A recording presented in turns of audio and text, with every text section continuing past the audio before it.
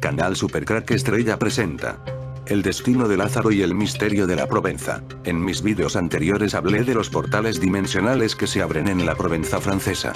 También que en este lugar nació nada más y nada menos que Nostradamus. Y me pregunto si no usaría de estos portales. También en este lugar murió el pintor genial Van Gogh y fue justo en este lugar donde pintó esos portales dimensionales en su cuadro más famoso, La Noche Estrellada en el año 1890. Lo que voy a contar ahora me dejó bastante alucinado, porque lo que nunca pude imaginar es que un santo y una persona tan importante en la Biblia como lo fue Lázaro, el resucitado por Jesús, llegara y muriera en este lugar de Francia, en la Provenza de la que tanto he hablado. ¿Tendrá todo esto de los portales dimensionales de la Provenza una relación con la Biblia? Todo lo que expongo aquí son teorías mías y he intentando ser lo más respetuoso posible. Tras la muerte de Cristo, los tres hermanos huyeron de Palestina, junto con la sirvienta Marcela, Maximino, Celidoni, José de Arimatea y otros discípulos de Cristo. Llegaron navegando a las costas de Provenza y desembarcaron en Marsella. Lázaro se convirtió en el primer obispo de Marsella, mientras Marta, con Marcela, fue a Tarascón, donde domaron una terrible bestia que consiguen las tierras y María se hizo eremita, Maximino y Celidoni fueron obispos de Ais. Las tumbas de María Magdalena, en la Santa Balma de Saint-Maximin y en la abadía de Bézelay, de Marta en Tarascón y de Lázaro, en Marsella y, después, en la Catedral de Autun, se convirtieron en lugares importantes de peregrinación durante toda la Edad Media. Además, en la abadía de la Trinidad de Vendôme, se mostraba una filacterias con una lágrima que Cristo había derramado en la tumba de Lázaro. Esta tradición se mantuvo durante muchos siglos, el culto que se derivó fue suprimido oficialmente en el siglo XIX, por falta de fundamento histórico.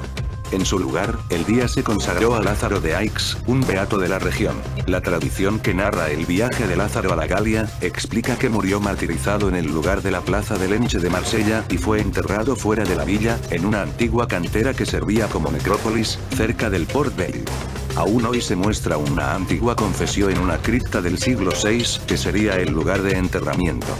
Cerca fue enterrado, en el siglo IV, San Víctor de Marsella y sobre la tumba se edificó el monasterio que llevaba el nombre de este santo. En el siglo VIII Oix, para evitar su profanación por parte de los musulmanes o los normandos, no hay un acuerdo sobre la fecha precisa, se trasladaron los restos a Autun, en lugar de edificarse la catedral, llamada de San Lázaro, que fue lugar de peregrinaje.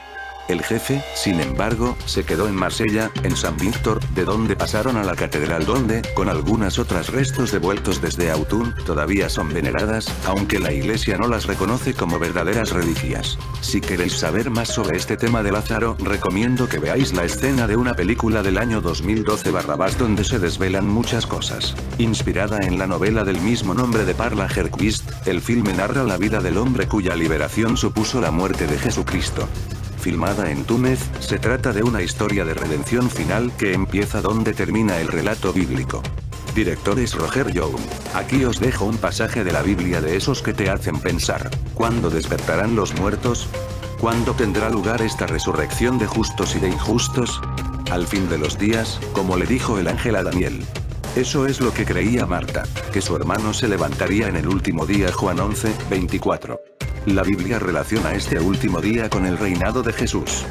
Pablo escribió, Cristo tiene que reinar hasta que Dios haya puesto a todos los enemigos debajo de sus pies. Como el último enemigo, la muerte ha de ser reducida a nada. Corintios 26. Esta es una poderosa razón para pedirle a Dios que venga su reino y se haga su voluntad en la tierra. Como bien sabía yo, Dios quiere resucitar a los muertos. Cuando llegue ese día, la muerte realmente desaparecerá, y nunca nadie más tendrá que preguntarse, ¿acaba todo al morir? Una leyenda del siglo IV sostiene que María, llamada la Magdalena, huyó de la Palestina ocupada por los romanos. Huyó porque su vida estaba en peligro, buscando un lugar seguro en la Galia. La leyenda también relata que predicó el Evangelio en Marsella. En leyendas posteriores encontramos que la barca zarpó sin remos ni timón, y que con María Magdalena viajaban varios acompañantes. La barca llegó a Ratis, en la costa de la Galia, en el año 42 DC. En esa época, Ratis era una isla frente a la costa en cuyo templo la diosa había sido adorada durante cientos de años. Al acercarnos a Les Saintes Maries de la Mer, ciudad donde se piensa que desembarcaron, encontraremos una iglesia dedicada a tres Marías: María Salomé, María Magdalena y María Jacobi. Estas 3 mujeres, con algún acompañante más, desembarcaron en una playa cercana. Sara, una de las acompañantes de la barca cuyo nombre significa princesa en hebreo, es descrita como una niña de unos 10 años y de tez morena. Esta parte de la leyenda es la base para la extendida creencia que una hija de María y Jesús sobrevivió y fue llevada con su madre a la Galia. Al llegar a este lugar las 3 Marías se separaron y cada una partió en direcciones diferentes para difundir el evangelio. María Magdalena se dirigió a la Provenza donde predicó fervientemente. En los últimos años y hasta el final de sus días se recluyó en la Sainte-Baume, una cueva relacionada con el culto de la diosa de la fertilidad. Aquí estuvo llevando una vida ermitaña y contemplativa. Las otras 2 Marías permanecieron en la ciudad que habían desembarcado, junto con la que todos conocerían como su doncella, Sara. En recuerdo de este momento, la ciudad tiene una celebración durante el mes de mayo, existe una peregrinación gitana para adorar a su patrona Sara, celebrando su llegada a la playa de la ciudad. En el sur de Francia encontramos muchas pequeñas no tan pequeñas iglesias que nos relatan esta maravillosa leyenda a través de sus retablos, esculturas y pinturas. Como es bien sabido, en los evangelios canónicos tras la muerte de Jesús la figura de María Magdalena desaparece. El primer ser humano testigo de su resurrección no deja rastro alguno tras de sí. En los evangelios apócrifos podemos encontrar algo más sobre su historia. Nos sorprenderá que sea la discípula preferida de Jesús, la que más entendía sus enseñanzas, su compañera y su amada. Sin querer entrar en debates de lo que es verdad o mentira, podríamos apuntar que tras la muerte de Jesús, aquellos que lo hubieran acompañado en sus predicaciones serían conocidos públicamente y perseguidos. En el siglo I, en el Imperio Romano, el cristianismo era perseguido, de sobra son conocidas las barbaridades de Nerón. Con lo que la salida en una barca, que no fuera la barca de Pedro, sería muy probable e incluso inteligente. Otra leyenda, esta vez más tardía, del siglo V, nos cuenta que el apóstol Juan llevó a la Virgen María y a María Magdalena a Éfeso donde las 2 murieron. Con lo que partieron. Si alguno ha estado en Glastonbury, las leyendas aquí se entremezclan indicando que José de Arimatea llevó el Santo Grial a Europa Occidental, y nos cuenta que pudiera haber llegado con María Magdalena. En el sur de Francia la convicción es absoluta. María Magdalena estuvo en su tierra. Muchas iglesias, fuentes o cuevas llevan su nombre, en su recuerdo o evocación. En la actualidad la leyenda provenzal se ha reforzado. Algunos libros basan en ellas parte de sus argumentos. Por ejemplo, en el libro El Enigma Sagrado, Jesús de Nazaret se casó con María Magdalena y los 2 habrían tenido descendencia, la cual habría emigrado al sur de Francia, donde se involucraron con la nobleza y se convertirían en la dinastía merovingia, cuya reclamación por el trono de Francia es defendida por el priorato de Sion. La historia se basa en hechos comprobados y desecha los que atenta con algún pilar que pueda tambalear las creencias del mundo, donde como en una red, todos nos asimos. Las leyendas y nuevos descubrimientos nos abren la puerta a que podamos valorar desde otro punto de vista nuestras creencias. Muchas son las personas que buscan y que encuentran y que no se quedan mirando desde la puerta, sino que son capaces de reflexionar y no dar como dogma de fe todo lo estipulado. El enigma de María Magdalena tiene un calado más allá del sentimiento de misterio que nos deja en la mente las diversas teorías. Al investigar aunque sea un poquito, te das cuenta que la versión oficial tiene muchos fallos, quizás las diversas teorías no consigan poder probar su verdad, pero si comparas las verdades, te das cuenta que la versión oficial tiene la misma consistencia que las demás, es una historia más con la diferencia que el elemento femenino ha desaparecido. 2 sucesos en 1608 en 2 ciudades, al sur de la actual Europa, en Niza, Francia, y en Génova, Italia. Al ser 2 ciudades relativamente cercanas, los relatos se convierten en uno, pero las palabras de los testigos, a pesar de asimilarse unas con otras, son diferentes. Pero primero hablemos de los acontecimientos de Niza en agosto de 1608. Hay una crónica de la época titulada Discursos de las terribles y espantosas señales aparecidas sobre el mar de Génova. Dicha crónica, relatada por el editor Pierre Menier, relata los acontecimientos de ese día de agosto y que dice así: a principios del mes de agosto pasado, con los prodigios de la sangre caída del cielo en forma de lluvia del lado de Niza y en varios lugares de la Provenza, así como la aparición de 2 hombres en el aire los cuales se batieron repetidas veces, sobre la isla de Martigues que es una villa sobre el mar a 5 leguas de Marsella. Pierre Menier habla de lluvia de sangre, fenómeno meteorológico de sobras conocido en nuestros días, y que debía ser sin duda una de esas lluvias venidas del norte de África y enrojecidas por la presencia de microorganismos. El testigo y escritor interpretaba ese fenómeno como una expresión de la cólera de Dios. Pero ahora hablemos de lo que vieron los testigos de la ciudad francesa. Los testigos dijeron haber visto 3 extraños vasos luminosos en movimiento a gran velocidad por encima de la ciudad.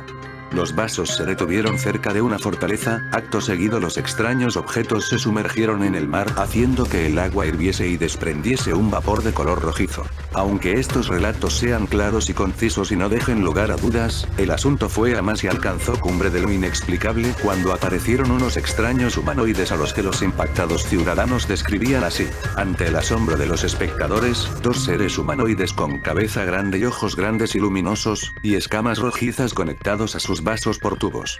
Cuando hay versiones en las que los habitantes empiezan a ver humanoides, el asunto se agrava más y la posibilidad de que los supuestos vasos luminosos sean efectos ópticos o simples efectos atmosféricos se queda relegada al ostracismo. Prácticamente los mismos acontecimientos sucedían ese mismo día en una ciudad del país vecino, en Génova, Italia. En este caso los acontecimientos irían a más, y tendría un desenlace fatal para algunas personas. En las crónicas escritas ese día, se pueden encontrar los siguientes impactantes relatos de los acontecimientos. A principios del mes de agosto del año 1608, sobre el mar de Génova se han visto las más horribles señales que de memoria de hombre se ha hablado jamás, ni escrito, unos teniendo forma humana con brazos que parecían estar cubiertos de escamas, y en cada una de sus manos llevaban 2 horribles serpientes voladoras que se enroscaban alrededor de sus brazos, surgiendo al parecer desde la altura de sus ombligos, volando muy arriba por encima del mar y profiriendo gritos horribles, cosa que era del todo espantoso y, a veces, se sumergían en las aguas para salir nuevamente a una distancia más lejana. Sus gritos eran tan espantosos que varias personas cayeron enfermas por el miedo sufrido. Se veían algunas figuras con forma de mujer. Otros tenían el cuerpo similar al cuerpo humano, todo recubierto de escamas pero con la cabeza en forma de dragón. No sé si os pasará lo mismo, pero cuando he leído lo de estar cubiertos por escamas, serpientes voladoras enroscadas en los brazos o cabeza en forma de dragón, me es imposible no acordarme de las historias de la tribu Dogon en África, que hablan de seres con escamas que descendían a las aguas, o los nagas en los escritos sánscritos de la cultura hindú, o los famosos dragones de China, etc. La cantidad de las historias de reptiles y seres escamados en la historia del ser humano es sencillamente apabullante. Pero sigamos con los acontecimientos de Génova, porque en este caso hay una interacción por parte de los ciudadanos genoveses. Los genoveses vieron formas metálicas surgir de las aguas del Mediterráneo, desplazándose bajo el mar y produciendo un ruido infernal. Puesto que esas apariciones o manifestaciones insólitas se reproducen sucesivamente en ese mes de agosto, las autoridades decidieron pasar al ataque. La señoría mandó disparar algunos cañones para procurar echarlos del lugar, y les fueron disparados unos 800 cañonazos, pero en vano, pues no parecieron extrañarse de ningún modo. El 15º día de agosto, aparecieron sobre dicho mar del puerto de Génova 3 carrozas arrastradas cada una por 6 figuras de fuego que parecían dragones.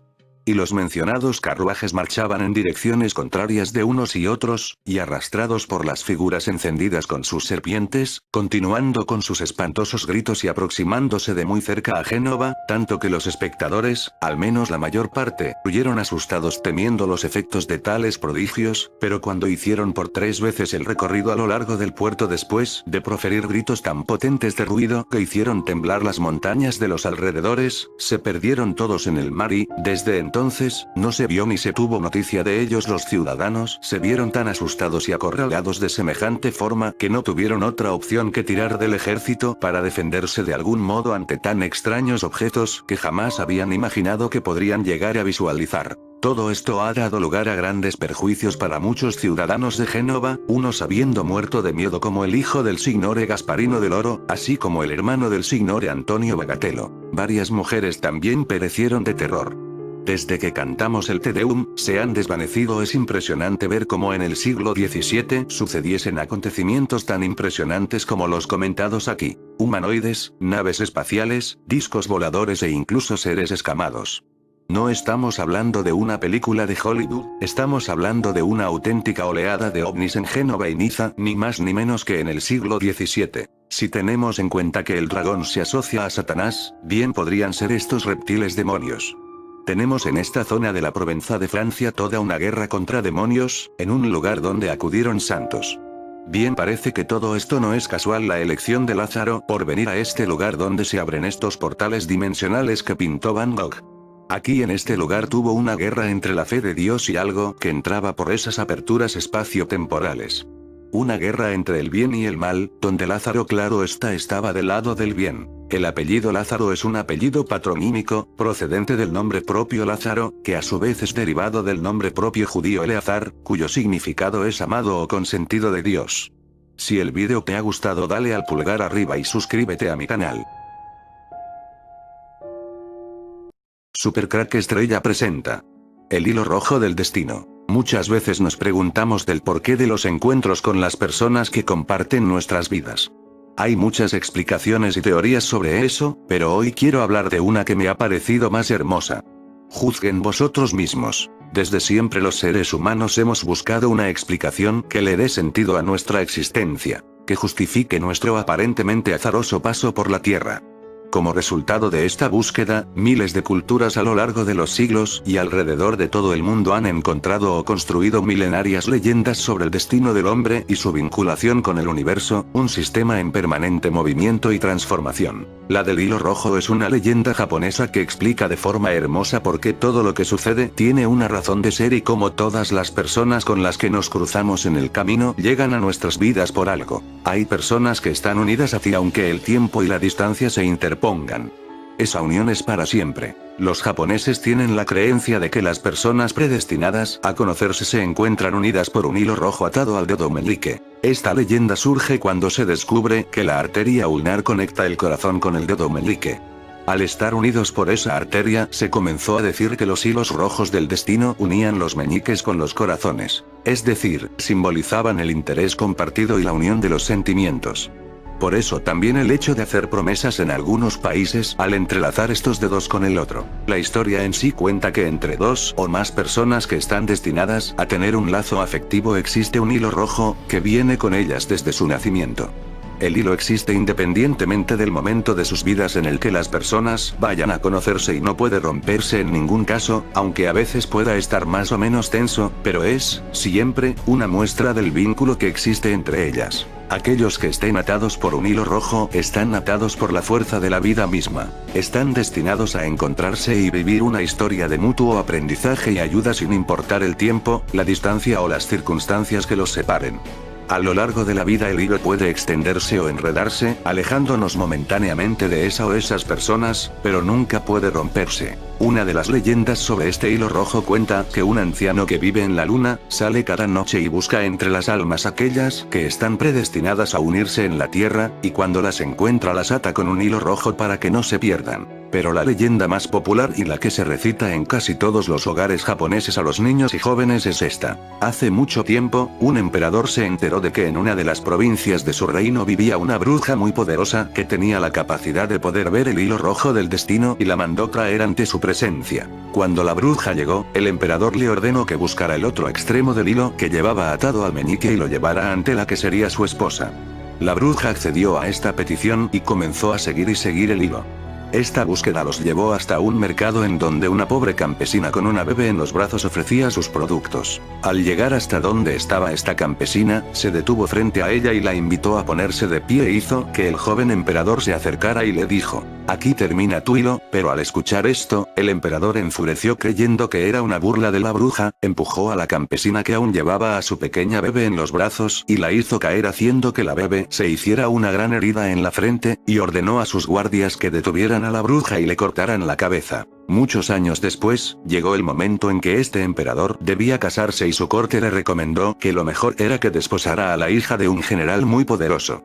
Aceptó y llegó el día de la boda y el momento de ver por primera vez la cara de su esposa, la cual entró al templo con un hermoso vestido y un velo que la cubría totalmente. Al levantarle el velo vio por primera vez que este hermoso rostro tenía una cicatriz muy peculiar en la frente. Una cicatriz que él mismo había provocado al no ver al destino que había pasado frente a él, y también nos muestra cómo los amores destinados son eso, no podemos escapar de la persona que nació para amarnos. Paulo Coelho, el gran escritor, dijo: "Dicen que a lo largo de nuestra vida tenemos dos grandes amores, uno con el que te casas o vives para siempre, puede que el padre o la madre de tus hijos. Esa persona con la que consigues la compenetración máxima para estar el resto de tu vida junto a ella. Y dicen que hay un segundo gran amor, una persona que perderás siempre. Alguien con quien naciste conectado, tan conectado que las fuerzas de la química escapan a la razón y les impedirán, siempre, alcanzar un final feliz. Hasta que cierto día dejará de intentarlo.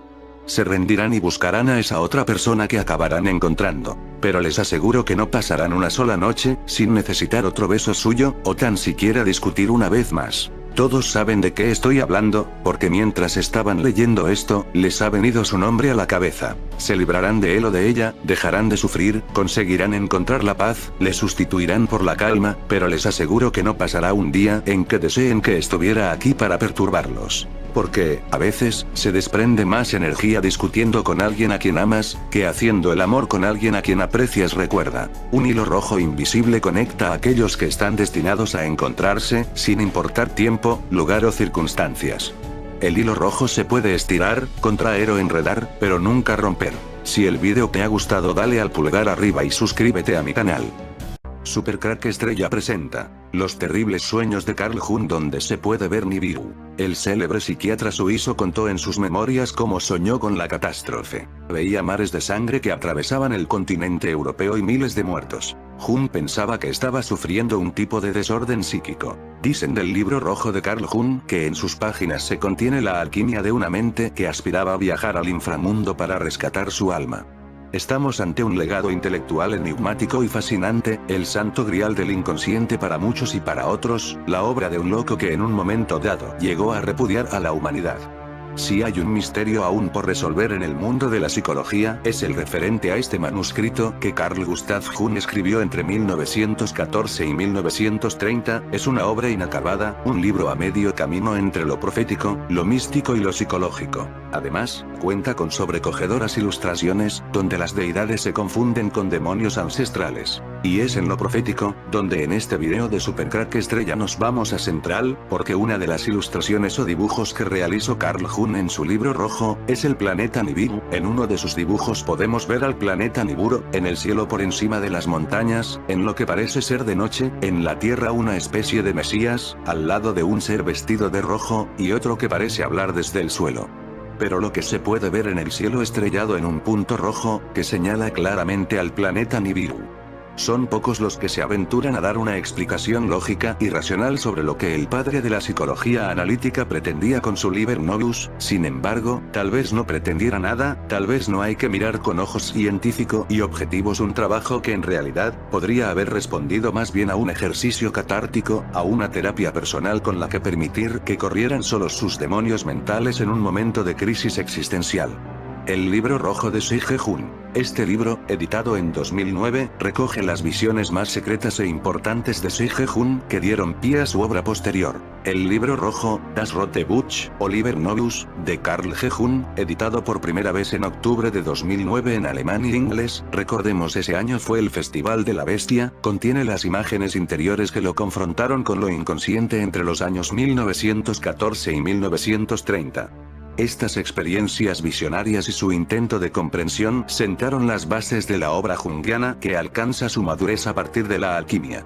Este libro narra e ilustra bellamente las fulgurantes y aterradoras visiones de Sig Jung, acaecidas entre los años 1913 y 1916 o 1917, y su audaz intento de comprenderlas. El libro rojo no es un libro filosófico, científico, religioso, literario o de arte y, sin embargo, sus impactantes imágenes literarias y plásticas transmiten una cosmovisión tan arcaica como novedosa. El libro rojo es sorprendente e inclasificable, pues no se ajusta a ninguno de los géneros literarios conocidos y solo puede compararse con los grandes relatos proféticos o míticos del pasado más remoto. No obstante, esta obra expresa la vivencia y la voz de un hombre de nuestro tiempo, eco de la voz de la profundidad, que transmite una nueva comprensión de sí como respuesta a la desorientación del hombre contemporáneo. Paradójicamente, el libro rojo permaneció inédito por casi un siglo y, sin embargo, los escasos fragmentos que de él se conocían ejercieron una notable influencia en la cultura. Más allá de la obra de Jung, todo lector interesado en avisorar el horizonte simbólico de nuestros tiempos encontrará en el libro rojo un estímulo incesante para su pensamiento y su imaginación. El libro rojo de Sije-Jun fue escrito entre 1914 y 1930, y fue denominado Liber Novus o Libro Nuevo. Se trata de un manuscrito iluminado de tamaño folio 39 por 30 centímetros, encuadernado en cuero rojo, contiene bellas imágenes y florituras al estilo de los antiguos libros de la Edad Media, con una caligrafía muy cuidada, al más puro estilo gótico. Durante muchos años estuvo resguardado en la bóveda de un banco, considerado como patrimonio privado por los herederos del padre de la psicología analítica.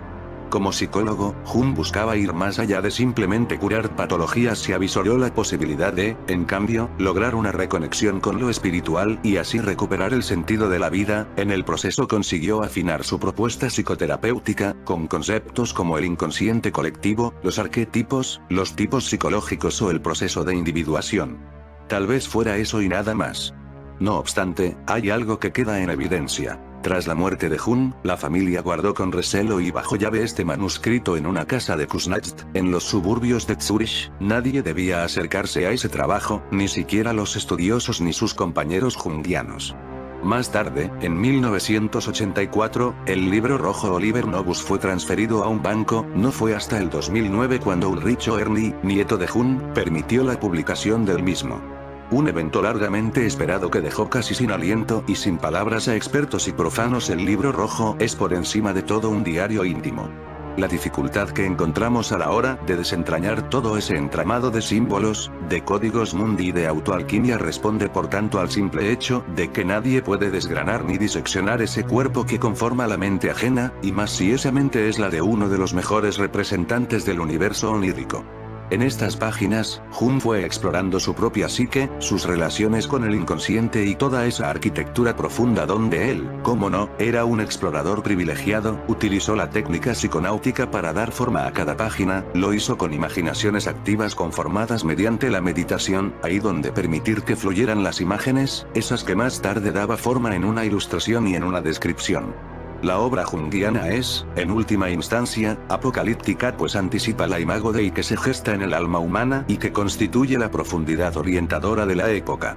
La alquimia constituye la clave hermenéutica fundamental de la obra junguiana a partir de la década del 30. Es la tradición que da cuenta del simbolismo que debe ser asumido en ese movimiento apocalíptico. El suizo Carl Jung, nacido en 1875, ha sido una de las personas más influyentes en la psiquiatría mundial.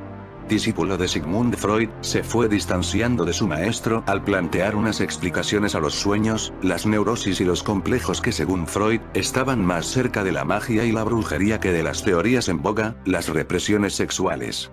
Jung era un gran interpretador de sueños, escuchaba a sus pacientes y a través de ellos destapaba sus neurosis. Pensaba que el sueño era la forma en que el inconsciente se comunicaba con la parte consciente del ser humano, enviando mensajes simbólicos. Como podemos ver en uno de esos sueños dibujados por él, podemos ver un punto rojo en el cielo, podría ser el planeta Nibiru. Pero Jung también atravesaba periódicamente por visiones poderosas, incluso en estado de vigilia, algunas de ellas autoprovocadas.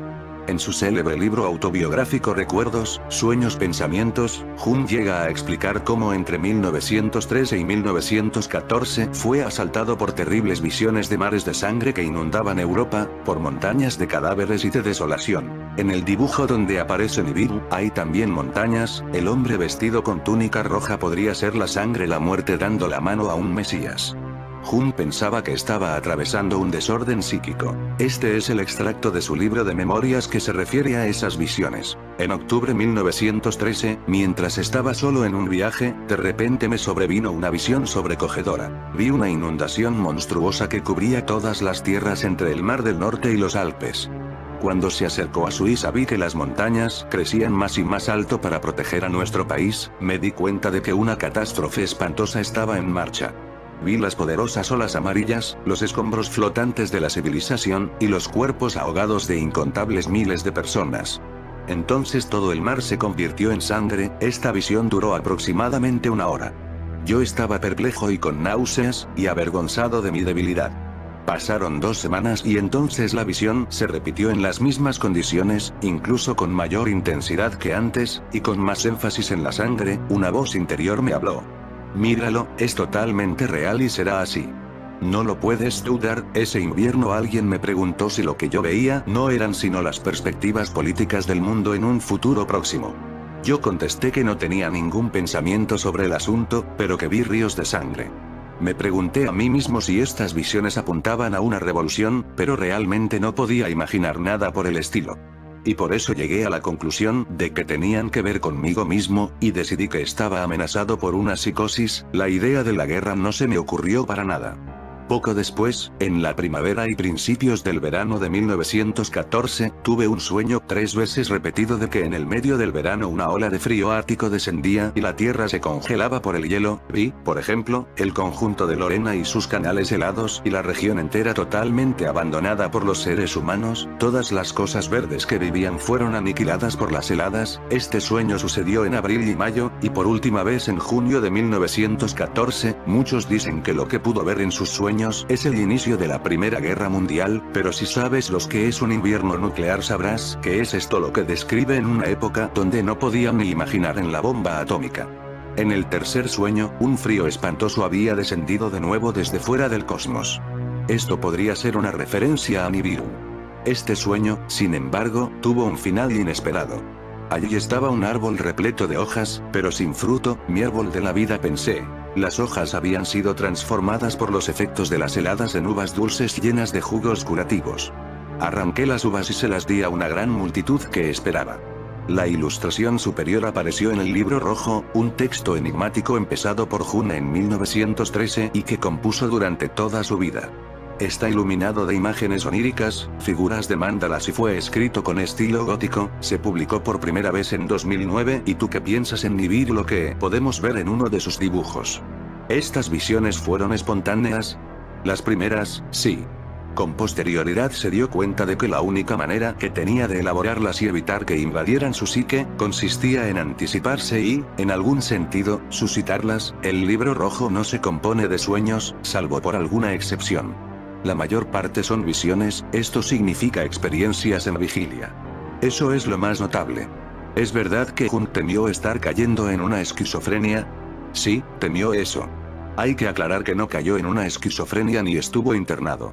Cuando en un momento del libro habla de que estuvo internado, se refiere a dentro de una visión. Fue un sueño dentro de una visión, pero en ningún momento recurrió a una curación psiquiátrica o a atención médica. Lo resolvió él mismo con el paciente trabajo de enfrentar conscientemente las visiones, entrando en diálogo con ellas.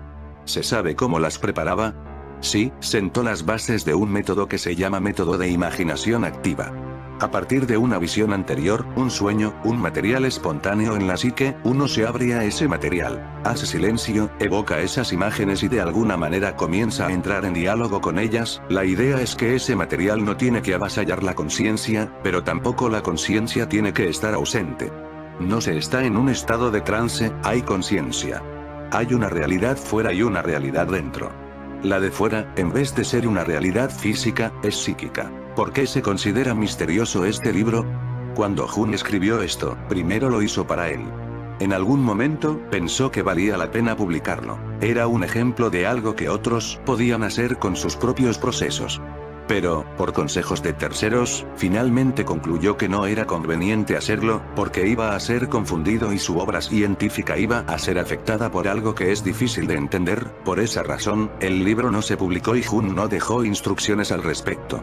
En realidad, la tercera parte del libro, Los sermones a los muertos, se publicó post-mortem, pero el 80% o 90% del libro permaneció inédito. Cuando murió, sus 5 hijos decidieron hacer una copia para cada uno y el original se guardó en un banco por miedo a que se malentendiera y confundiera al lector. En fin, amigos de Supercrack Estrella, si el video te gustó, pulgar arriba.